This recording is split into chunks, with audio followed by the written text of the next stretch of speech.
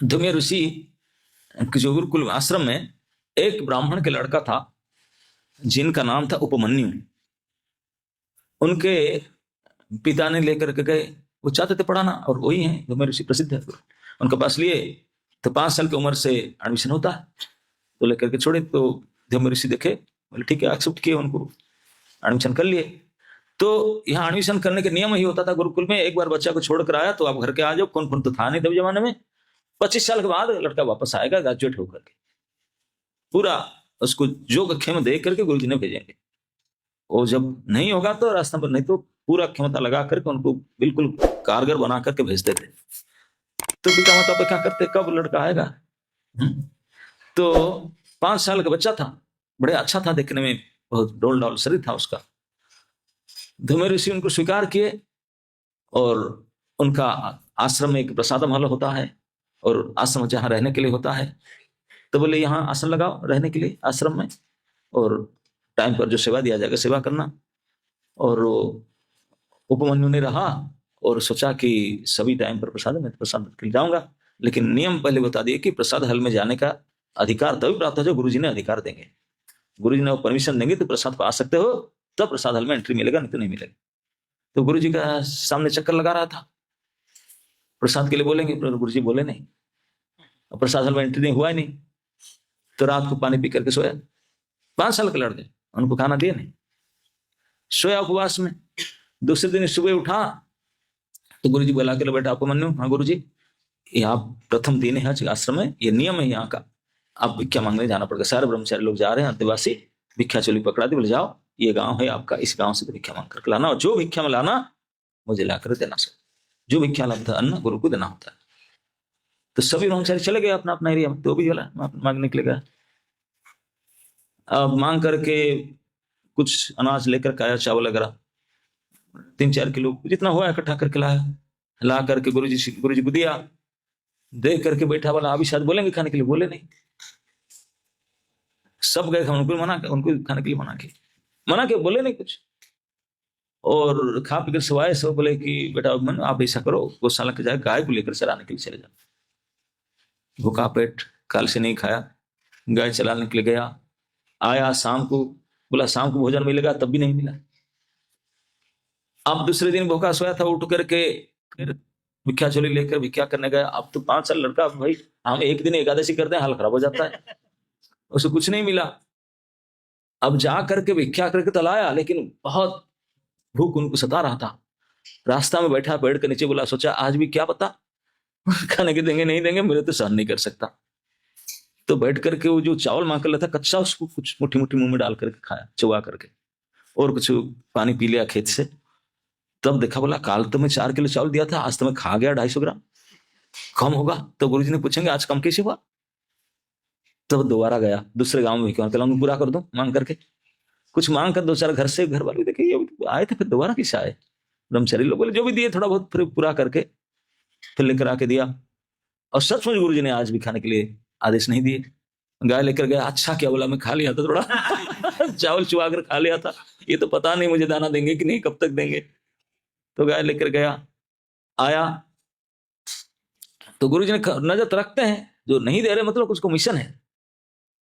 तो बुला करके पूछे शाम को, बोले बेटा उपमन्यु, बोले मैं देख रहा हूं तुझे 2 दिन पास हो गया, लेकिन तेरे चेहरा में कोई अंतर नहीं आता मुझे लगता है तो कुछ खा रहा है, खाने का अधिकार तुम्हें नहीं दिया तो कुछ खा रहा है क्या। ना गुरुजी प्रसाद हल में एंट्री नहीं मिल, खाऊंगा क्या, ना ये तो मुझे पता है प्रसाद हल में एंट्री नहीं कर देंगे, फिर भी तो कुछ खा रहा है क्या। ना गुरुजी, ना क्या, ना कुछ भिक्षा चावल कुछ चबा कर खा लिया, भिक्षा लब्धा ना खा लिया मुझे देने से पहले। बोले लेकिन इतना ही तो दिया ना, दूसरे घर में जाकर मांग कर ले आया था। फिर बोले दूसरे घर से मांगना या आपके अधिकार से बहिर्भूत है, नहीं करना चाहिए, गलती है। मुझे बिना परमिशन लिए बिना आप कैसे खाया। कान पकड़ता हूँ, गुरुजी भूख लगा खा लिया, और नहीं खाऊंगा। ठीक है बेटा, और नहीं खाना, ऐसा नहीं करते हैं, गलती नहीं करना, एक बार गलती कर लिया और नहीं करना। तो सोचा कि मैं गलती मांग लिया, अभी तो शायद मुझे खाने के लिए अलाउ करेंगे, वो भी नहीं किया तभी नहीं किया अलाउ। अब देखकर गया, गाय लेके चराने गया, अब वो क्या करे, चावल दूसरे दिन तीसरे दिन भीख मांगा, बोला आज तक मना किया, मैं चावल तो खा नहीं सकता, लाकर वापस दिया, लेकिन भूख के मारे वो चला नहीं जाता उनसे। तो प्रसाद हल तो एंट्री नहीं है, गौशाला के पास जाकर खड़ा हुआ, अब लेकर जाने के लिए तक शरीर में शक्ति नहीं है। देखा कि वो गाय दुहा जा रहा था, गाय धोने के बाद बछड़ा को रख लेंगे और गाय को फिर ले जाना चरा। जब बछड़े दूध पीते थे तो उनका जो मुंह में फैन फैन सब निकलता ना, उसको देख रहा था, बोलता मैं बछड़ा होता दूध पी लेता। माँ भी नहीं पास दूध नहीं मिलता, तो जा करके बछड़ों के मुंह से जो फैन था उनको चाट चाट करके खाया, उसी को चाट चाट कर खा करके बछड़े से गाय लेकर गया चराने के लिए। आया तो गुरुजी ने फिर पूछे, बोले बेटा फिर कुछ खा रहे? नहीं चावल था, मना करते नहीं खा रहा हूँ गुरुजी। क्या नहीं खा रहा? ना कुछ ना, वो बछड़ा जो दूध पी रहे थे उनके मुंह से थोड़ा चाट।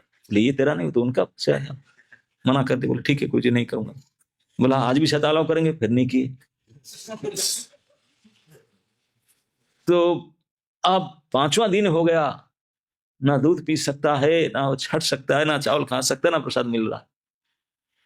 अब चला तो गया गाय लेकर के, आते समय में संभला नहीं गया। भूख इतने तेज लगा उनको, इतने हुआ चला नहीं जाता था।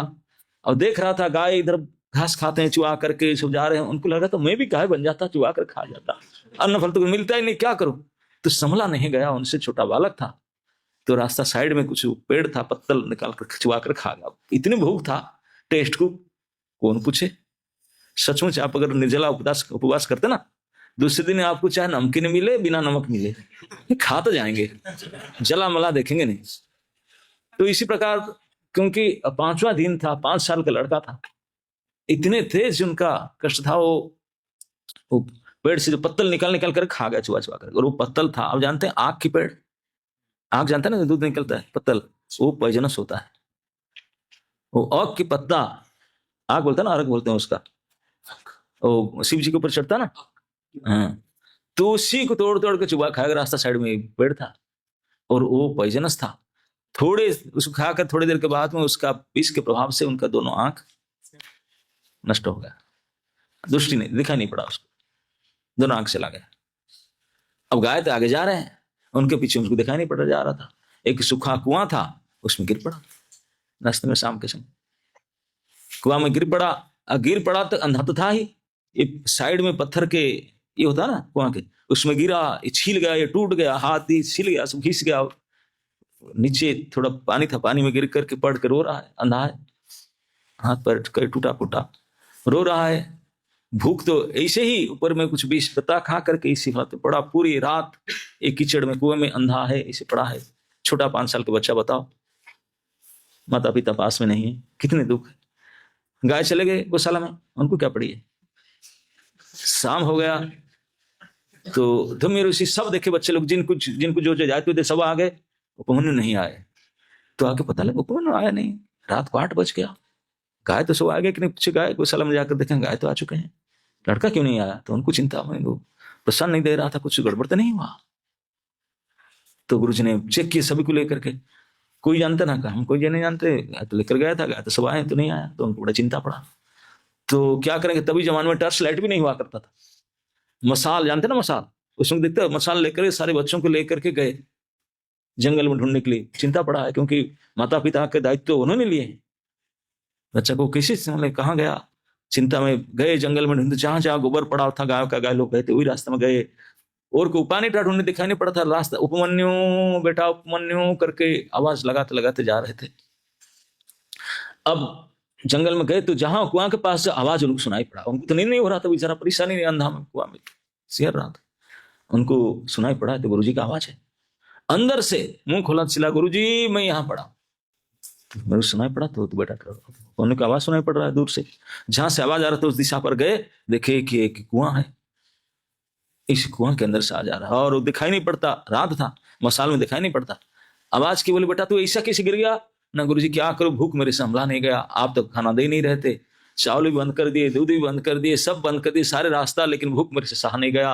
मेरे सामने गाय जब घास चर करके चले रहे थे, मैं भी कुछ पेड़ से पत्ता तोड़ के खा गया चुआ कर, जिसके प्रभाव से मेरा चक्षु नष्ट हो गया, दृष्टि शक्ति चला गया, और मैं एक गड्ढा में गिर गया।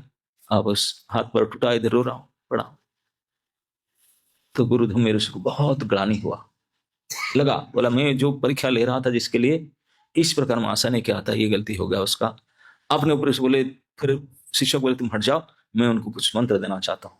तो वहीं पर आवाज करके रात में 3-3 बार रिपीट करके उनको एक मंत्र दिए, बोले बेटा ध्यान से सुनो इस मंत्र को, मैं मंत्र देता हूं, 3-3 बार रिपीट करके बोलता हूं, मंत्र को सुनो और उसको जप करते रहो, आपका भला होगा।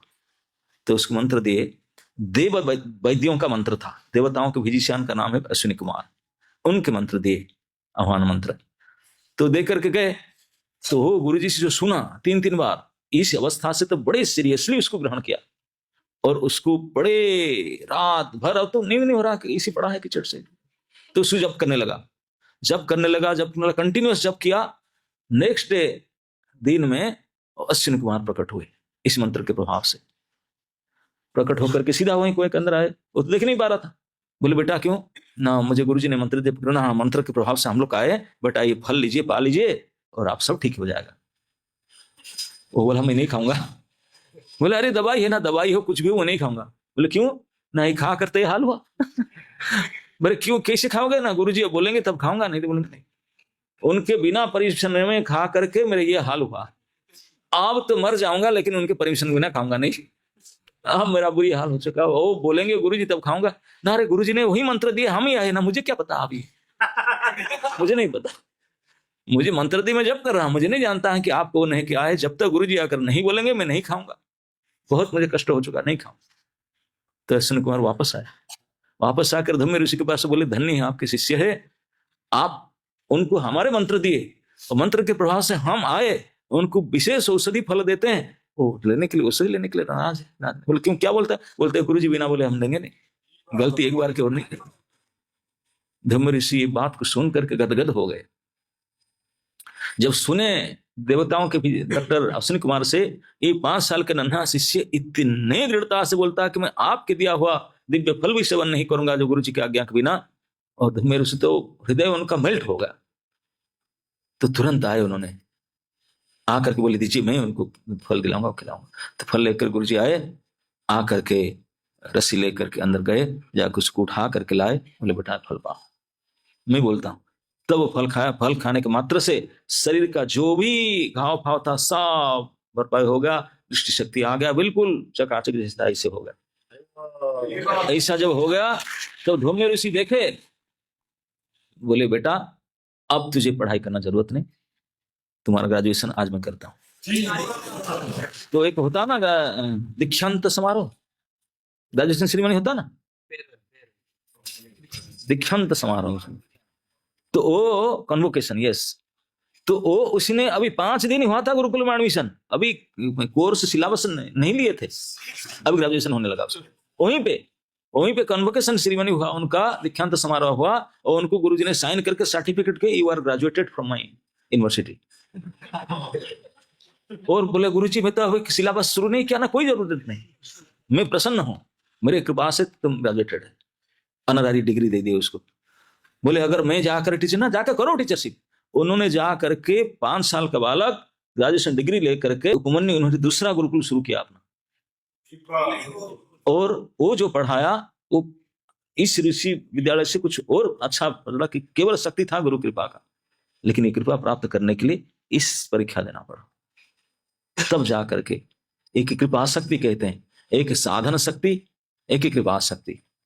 साधन शक्ति लगे लगे रहो लगे रहो लगे रहो, कब होगा ना पता, एक कृपा शक्ति अगर हो गया तत्क्षणात 5 दिन में ग्रेजुएशन डिग्री, लेकिन उसको पाने के लिए ये निष्ठा दिखाना पड़ा।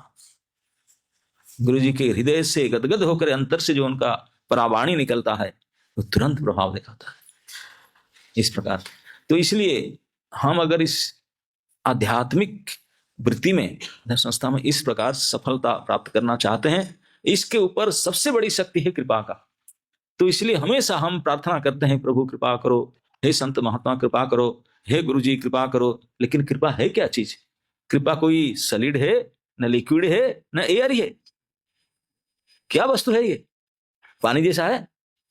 कहीं देखा कैसा है? बोतल में आता है, न बोरा में आता है, न पैकेट में आता है, न वजन से आता है क्या कृपा? सब बोलते हैं ना कृपा करते है क्या चीज? कोई देखा तो है नहीं, जानता तो नहीं, लेकिन बोलते सब। हम कोई नहीं देखे ना जानते हैं, सब बोलते कृपा करते कृपा करता है। कृपा क्या करे? कचो अब जानता है कि कृपा होता क्या है? कृपा होता क्या है देखना है तो ही बैठे हैं कृष्ण कृपा की मूर्ति, नख से सिख तक कृपा भरा हुआ।